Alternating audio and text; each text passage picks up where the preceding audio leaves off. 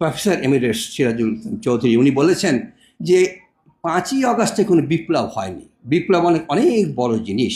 5ই August যেটা হয়েছে সেটা একটা আন্দোলন হয়েছে।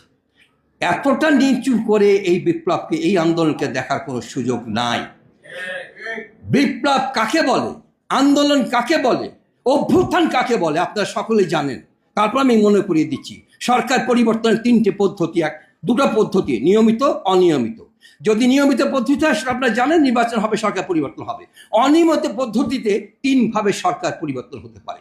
একটি পরিবর্তন হতে পারে আন্দোলনের মাধ্যমে। আন্দোলন কাকে বলে, রাজনৈতিক দলগুলো যিনি ক্ষমতায় আছেন তার প্রতি অসন্তুষ্ট, তারা একটা আন্দোলন গড়ে তুললো, রাস্তায় কিছু হরতাল হলো, কিছু প্রতিরোধ হলো, তারপর সেই সরকার সম্মান দেখিয়ে নতুন নির্বাচন দিয়ে সরকার ক্ষমতা থেকে চলে গেল। এটা আন্দোলন হলো, আন্দোলনের ফসল।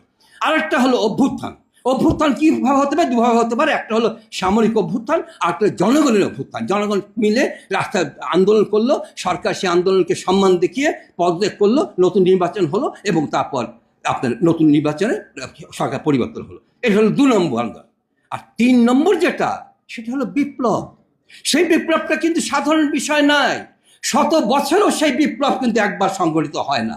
আন্দোলন অভ্যুত্থান বারবার সংগঠিত হয়, আমরা দেখেছি।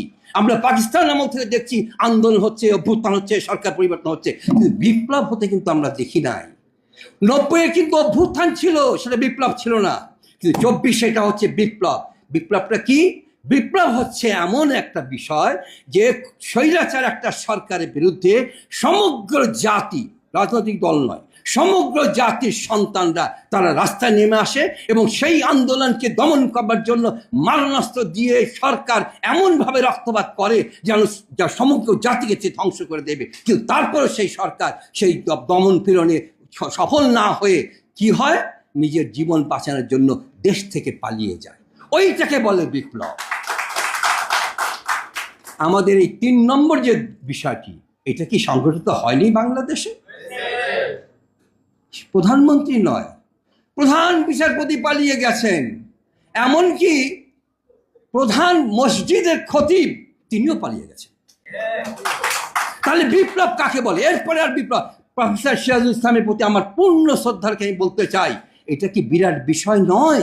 উনি যে বললেন বিপ্লব বিরাট বিষয়, তাতে মৌলিক পরিবর্তন হয়। আমরা তো সেই মৌলিক পরিবর্তন করবার জন্য এত কিছু করছি। এইখানে চিৎকার করছি কেন? শুক্রবার আজকে চিৎকার করছি সেই মৌলিক বিষয়গুলি পরিবর্তন করবার জন্য।